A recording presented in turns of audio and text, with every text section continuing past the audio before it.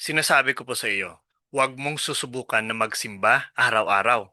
At sigurado po akong malaki ang magiging kulang sa buhay mo. Yes, tama pong narinig nyo.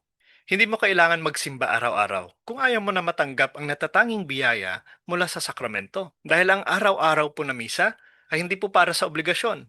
Ito ay para sa pagmamahal. Now, maraming Katoliko po ang nagsisimba pero hindi alam kung ano ang nangyayari sa misa. Akala nila, sermon, kanta lang, dasal lang, obligado tuwing Sunday. Pero sa Biblia po, ang misa ay representation of Calvary. Hindi po inuulit ang sakripisyo, ibinabalik lamang ang epekto. In Hebrews chapter 10 verse 10, sinasabi po dito, we have been sanctified through the offering of the body of Jesus Christ once for all. Kung minsan lang namatay si Jesus, bakit may misa araw-araw? Dahil sa misa, naroroon muli po ang sakripisyo ng Calvary. Hindi po inuulit, kundi ibinibigay sa atin ang kapangyarihan nito. Sa bawat misa po dumadaloy ang dugo ni Kristo. Bumababa ang langit, dumadapo ang mga anghel, kinakalaban ng impyerno ang altar. Nagiging tunay na laman at dugo ang tinapay at alak.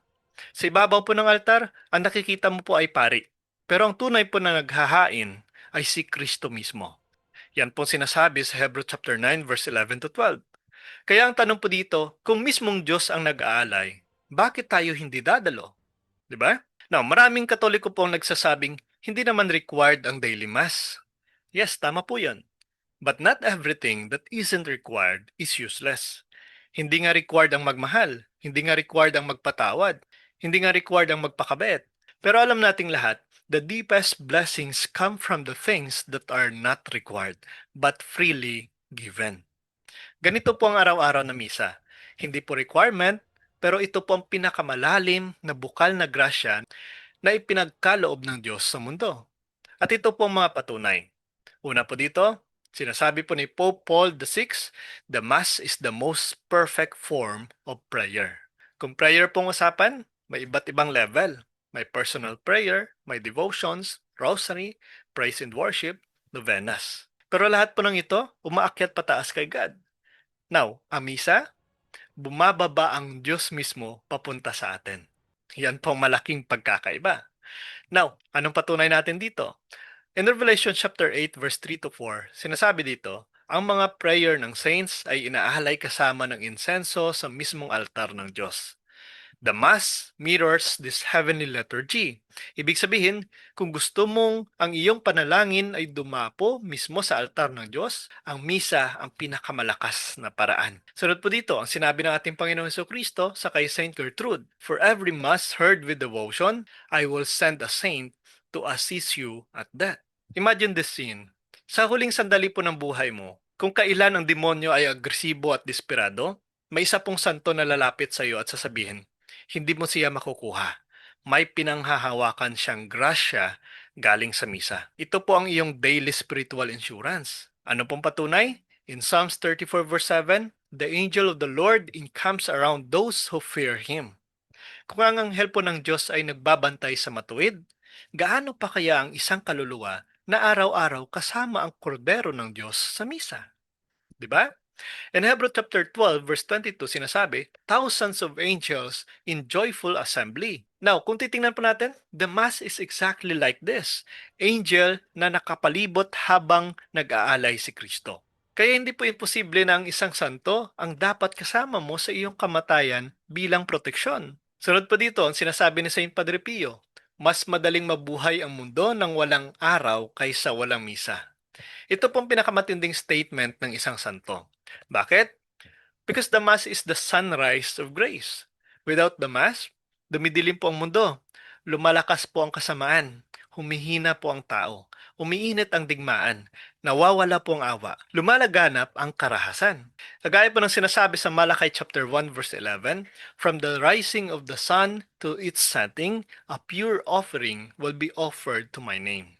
Ito po ang propesiya ng Holy Mass na kung saan inaalay sa buong mundo araw-araw. Kung wala pong misa, naku po, hihinto ang pure offering na siyang pumipigil po sa galit ng kasalanan sa mundo. Now, sunod po dito, ang sinasabi ni Saint Jean Vianney, if we knew the value of the Mass, we would die for joy. You see, Hindi po happy, hindi po masaya. Sinasabi dito, joy na sobra na ikakamatay mo sa sobrang bigat ng biyaya. Pero bakit hindi po natin nararamdaman? Kasi hindi po natin nakikita ang nangyari po sa spiritual world. Bumababa ang Diyos, dumadating ang mga anghel, nagbubukas ang langit, umaagos po ang dugo ni Kristo, gumagaling ang nasugatan, naglilinis ng kasalanan, nagkakaroon ng kapayapaan, nilalabanan ang mga demonyo. Ano pong patunay natin? In Luke 24 verse 32, were not our hearts burning with us? Ganito pong epekto ng presence of Christ. Kung ang presensya po ni Jesus ay parang apoy sa puso ng mga alagad, naku po, ang misa ay parang apoy na malakas dahil ang Diyos ay literal po na nasa altar. Now, sa tuwing tinataas pong ostya at kalis, heaven and earth are one. Ito pong sandali na ang tinapay ay nagiging laman at ang alak ay nagiging dugo. Ito pong sandali na ang Diyos Ama ay tumitingin sa altar at sinasabing, ito ang anak kong kinalulugdan ko. Gaya po ng sinasabi in Luke 22 verse 19, this is my body. Hindi po yan metaphor, hindi po yan symbol. The Greek word istin means is, literally. In John 6:51 sinasabi, the bread that I will give is my flesh. Sa consecration, ang mismong body and blood na ito ay nagaganap. Bakit strongest moment of prayer? Because in John 14:13 sinasabi, whatever you ask in my name, I will do. Sa consecration po, hindi lang pangalan ang present. Si Jesus mismo. Kung absent ka sa moment po na yon, nawawala pong pinaka-powerful na segundo ng araw mo. Sunod po dito sa pangalawang sinabi ng ating Panginoong Jesucristo sa kay Saint Gertrude, every time you look at the Blessed Sacrament, your place in heaven is raised forever. Isang tingin, eternal reward. Isang sandali, eternal promotion. So what happens if you attend daily mass? Ako po, thousands of spiritual promotions in your lifetime. Ano pong patunay natin? In 2 Corinthians chapter 3 verse 18 sinasabi, we are transformed from glory to glory as we behold the Lord. Kapag tumitingin ka kay Jesus, nagiging mas banal ka, mas malapit sa Diyos, mas mataas ang glory. Ang Blessed Sacrament po is the clearest beholding of the Lord. Maliwanag po yan. Sunod po dito, sinabi ni Pope Benedict XV, mas malaking pakinabang ang misa habang buhay ka kaysa ipagdasal ka pagkatapos mong mamatay. Bakit? Habang buhay ka, may free will ka, may merit ka, may conversion ka, may paglago ka, may obedience ka, may opportunity ka tumanggap ng grace. Pagpatay ka na, hindi ka na makakatanggap ng merit. Hindi ka na makakapagbago. Hindi ka na makakaakto. Bakit? Dahil sinasabi nga po in Hebrews chapter 9 verse 27, people die once and after this, judgment. Kapag patay na, sarado ng window for earning merits. Kaya daily mass while alive because it leads to eternal investments. Sunod po dito ang sinabi ng ating Panginoong Jesucristo sa kay Saint Teresa of Avila. If you want to thank me, attend one mass. Sa isang misa po nakikita ng Diyos ang pasasalamat mo, ang pag-ibig mo, ang paglaan mo ng oras, ang pagsuko mo ng sarili mo, ang pag-alaala sa kanyang pagdurusa. Gaya nga po ng sinasabi in Luke 22 verse 19, do this in remembrance of me. Ang pinakamataas na thanksgiving, Eucharistia. Yan po ang mismong misa. Hindi po prayer lang, hindi po song, hindi po speech. The Mass is thanksgiving itself. Sunod po dito ang sinasabi ni Blessed Alan through Mary. Sinasabi ni Mama Mary, my son loves those who attend Mass so much that if needed, he would die for them as many times as they heard Mass. Hindi po yan literal, pero ibig sabihin, ang bawat misa ay tanda ng pag-ibig ni Jesus sa iyo. Kung siya mismo ang nagbibigay ng importansya, bakit ikaw hindi? Di ba? Sinasabi nga in John 15:13, no greater love than to lay down one's life for his friends. Kung bawat misa ay paggunita po sa kanyang sacrifice, natural lang na ang mga pumupunta dito ay tinatrato niyang friends. Now, anong magagawa ng daily mass sa ating kaluluwa? Marami po. Una po dito, it strengthens your spiritual armor. Tandaan pa natin ito, hindi po takot ang demonyo sa iyong diploma. Hindi po siya takot sa assets mo. Hindi siya takot sa kung ilang followers mo. Pero nanginginig sila sa presensya ni Kristo sa Eucharistia. Bakit? Because the Eucharist is Jesus. At ang sinabi po ng Biblia, Psalm 68 verse 1, Let God arise, let His enemies be scattered. Kapag nasa misa ka, hindi lang po devotion ang dala mo. Inaakyat mo ang sarili mo sa lugar kung saan bumababa mismo ang Diyos. At kung saan naroroon ang Diyos, hindi makakalapit ang demonyo. Daily Mass? Nako po, daily armor upgrade. Sabi nga po ni San Pablo, put on the full armor of God so you can resist the devil. Ephesians chapter 6 verse 11. Ang Eucharistia po ang pinakamalakas na parte po ng armor na yan. Not just a shield, but a nuclear presence of God inside you. Pangalawa po, no, sa benepisyo ng daily mass sa ating kaluluwa, it brings healing. May mga sugat po na hindi kayang gamutin ng kahit sinong therapist.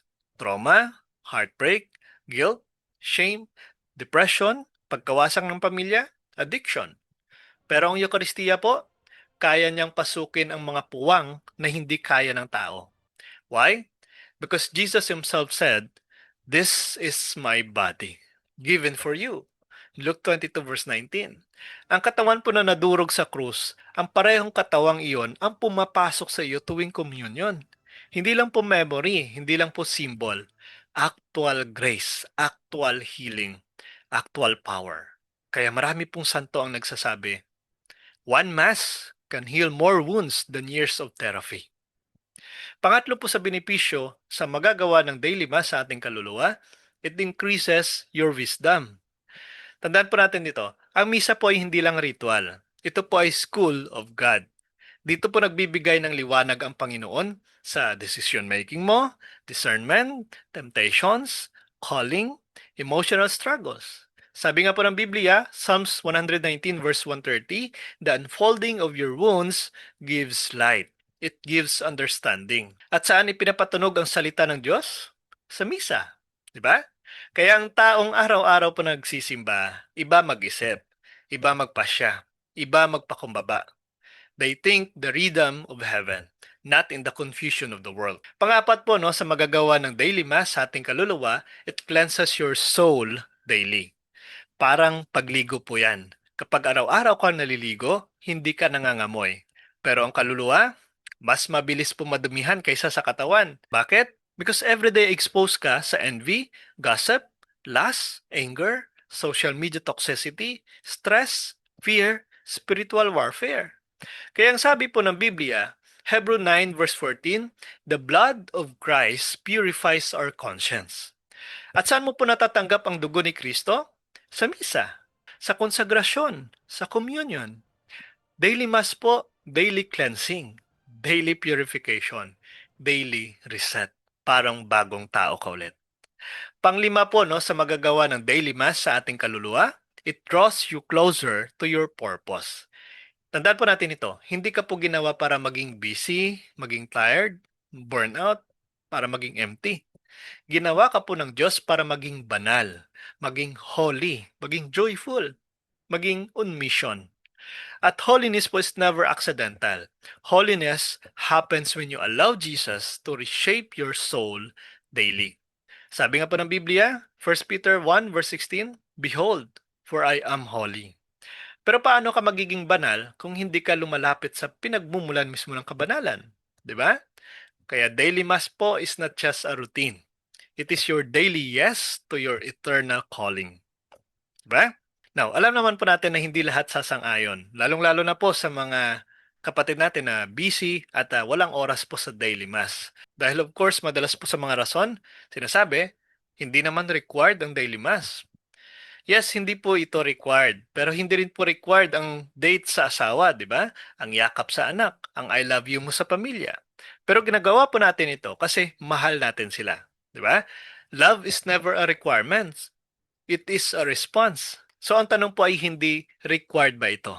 Ang totoong tanong is, gusto mo ba siyang mahalin ng mas malalim? Gusto mo bang mahalin ang Diyos sa araw-araw? In the Bible, sinasabi ng Diyos, in James 4 verse 8, draw near to me and I will draw near to you. Daily Mass po is simply drawing near to God. Now, marahil isa rin po sa mga rason kung bakit imposible para sa iba ang daily mass dahil madalas busy. Well, lahat naman po tayo is busy. Pero nagagawa pa rin 'di ba ang pag-scroll sa Facebook, ang chatting, ang Netflix, ang Mobile Legends, Di ba? Ang conference, ang lakwartya, kahit na sinasabi natin na busy. Ang tanong po dito is, may oras ka pa ba para sa Diyos na nagbibigay ng oras sa buhay mo? Sinasabi nga po ng ating Panginoong Kristo in Matthew chapter 6 verse 33, seek first the kingdom of God and everything else will be added. Kung inuuna mo siya, siya na mismo ang Diyos na mag-aayos ng ibang bagay sa buhay mo. Diba? Na marahil isa rin ito sa magiging rason. Hindi ko naman nararamdaman si God tuwing dumadalo sa misa. Naku po, tandaan po natin ito. Hindi po emosyon ang sukatan ng faith. Sabi nga po ni San Pablo, 2 Corinthians chapter 5 verse 7, we walk by faith, not by sight. And love, hindi po base sa kilig. Ang faith, hindi base po sa goosebumps. Ang mass attendance, hindi po base sa feelings. Base po yan sa commitment. At habang consistent ka, unti-unting bubuksan ng Diyos ang puso mo. Ang tenga mo, ang mata mo, ang kaluluwa mo. Makikita mo po siya sa readings, sa homily, silence, sa consecration, sa communion, sa blessings, sa peace after Mass. Pero kailangan mo munang magpakita din. Maliwanag po yan. Kakiers, araw-araw po humihinga ka dahil ginagamit ka pa ng Diyos. Araw-araw po kumakain ka dahil kailangan mo ng energy. Araw-araw po naliligo ka dahil kailangan mong maging malinis. Pero paano ang kaluluwa mo? Hindi mo ba ito pakakainin? Hindi mo ba ito palalakasin? Hindi mo ba ito lilinisin? The Mass is heaven touching earth. Hindi po ito ritual, hindi po ito obligasyon, hindi po ito tradisyon. Ito po ay encounter with God Himself. At sa araw po na iyon na hindi ka nagmisa, tanungin mo po ang sarili mo, kaya ko bang mabuhay nang hindi siya nakakasama?